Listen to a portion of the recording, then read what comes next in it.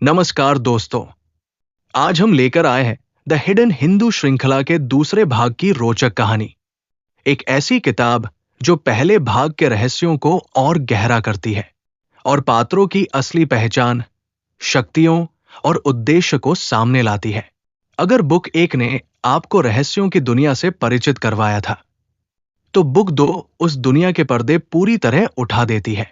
यहां हर अध्याय कुछ ऐसा बताता है जो आपकी सोच बदल देता है। तो आइए शुरू करते हैं। कहानी वहीं से आगे बढ़ती है जहां बुक एक समाप्त हुई थी। बुक एक के अंत में ओम शास्त्री को रहस्यमयी लोग पकड़ ले जाते हैं। पृथ्वी अपनी असाधारण क्षमताओं की झलक दिखा चुका है और अब कहानी गहराई से खुलती है कि ये लड़ाई सिर्फ एक व्यक्ति की नहीं, बल्कि समय, युगों और भविष्य की लड़ाई है। बुक 2 में कई रहस्यमयी पात्र सामने आते हैं जिनकी उम्र, ताकत और उद्देश्य आपको हिलाकर रख देता है। ओम शास्त्री अब एक शक्तिशाली गुप्त संगठन के हाथों में है। यह संगठन केवल उसे पकड़ने के लिए नहीं आया, बल्कि उसकी यादों से कुछ महत्वपूर्ण रहस्य निकालने आया है। ओम शास्त्री को एक विशेष मशीन से जोड़ा जाता है।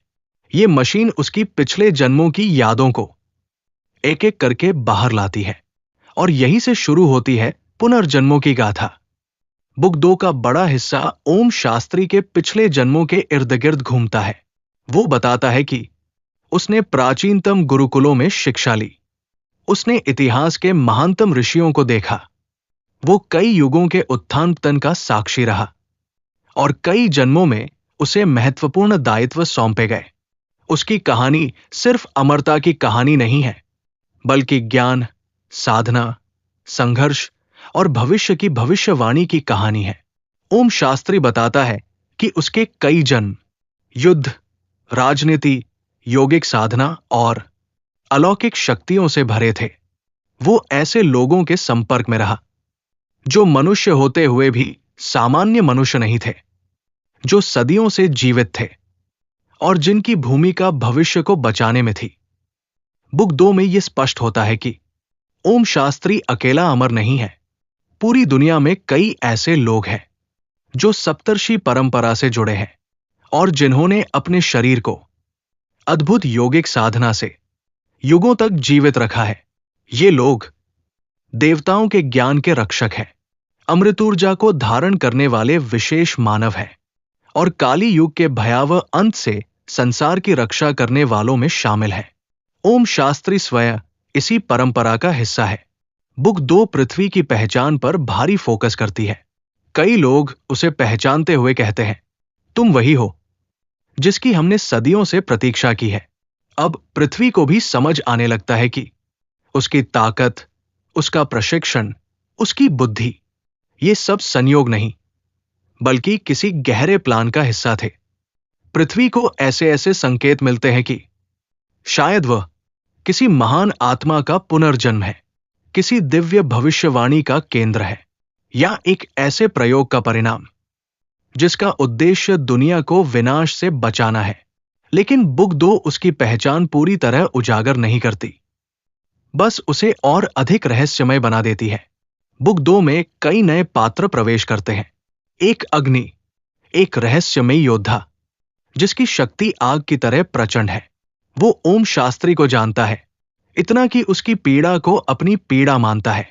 2 त्रिकाल, वही व्यक्ति जो 3 कालों, भूत, वर्तमान और भविष्य के बारे में ज्ञान रखता है। उसकी भविष्यवाणियां कहानी की दिशा बदल देती है। 3 नागवंश और किन्नर वंश के प्रतिनिधि, ये पात्र बताते हैं कि भारत की प्राचीन कथाएं सिर्फ कहानियां नहीं, बल्कि वास्तविक सभ्यताएं थी। 4 दानवों और असुरों के वंशज। कई पात्र ये स्वीकार करते हैं कि वे राक्षस वंश से आते हैं और उनके अपने नियम, अपनी निष्ठा और अपना उद्देश्य है। इन सभी के बीच छिड़ता है अमरता, शक्ति और भविष्य की लड़ाई। बुक 2 में बार बार एक शब्द आता है, काली। काली कोई देवी नहीं, काली यहां एक ऐसे व्यक्ति का संकेत है जिसका जन्म और उदय मानवता के लिए विनाश लेकर आएगा। ये वही काली है जिसका जिक्र ओम शास्त्री सदियों से करता आया है। कहा जाता है कि काली का जन्म हो चुका है, वो शक्तिशाली है, वो दुनिया के संतुलन को बिगाड़ सकता है और भविष्य में उसका सामना एक विशेष व्यक्ति से होगा। क्या वो विशेष व्यक्ति पृथ्वी है? बुक 2 इसमें संकेत तो देती है, लेकिन स्पष्ट उत्तर नहीं। पृथ्वी धीरे धीरे समझ जाता है कि यह सिर्फ ओम शास्त्री को बचाने का मिशन नहीं, बल्कि भविष्य को सुरक्षित रखने का दायित्व है। वो अग्नि, त्रिकाल और अन्य योद्धाओं के साथ मिलकर गुप्त स्थानों की यात्रा करता है। प्राचीन गुफाएं, भूमिगत आश्रम, हिमालय की तपस्थली और ऐसे क्षेत्र जहां सामान्य मनुष्य नहीं पहुंच सकता, हर जगह उसे मिलता है किसी प्राचीन कथा का प्रमाण, किसी छिपे हुए युद्ध का निशान और किसी बड़े संघर्ष की गूंज। बुक 2 के अंत में कहानी अपने चरम पर पहुंचती है। ओम शास्त्री की यादों में एक ऐसा राज सामने आता है जो दुनिया का संतुलन बदल सकता है। उसी समय पृथ्वी की असली शक्ति एक घटना में फूट पड़ती है, एक बड़े युद्ध के बीच। वो ऐसी क्षमता दिखाता है जिसे देखकर हर कोई स्तब्ध रह जाता है। कोई कहता है ये वही है जिसकी भविष्यवाणी थी, कोई कहता है ये हमारे पक्ष का योद्धा है, और कुछ लोग डरते हैं अगर ये गलत हाथों में गया तो दुनिया नष्ट हो सकती है। बुक 2 एक आखिरी धमाकेदार घटना के साथ समाप्त होती है, एक ऐसी घटना जो बुक 3 के महायुद्ध की नींव रखती है।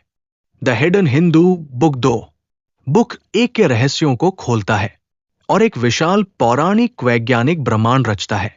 इसमें है साधना, पुनर्जन्म, अमरता, नाग, किन्नर, असुर परंपरा, सृष्टि का संतुलन और काली का भयावह संकेत। बुक 2 खत्म नहीं होती, बल्कि पाठक को बुक 3 पढ़ने के लिए मजबूर कर देती है।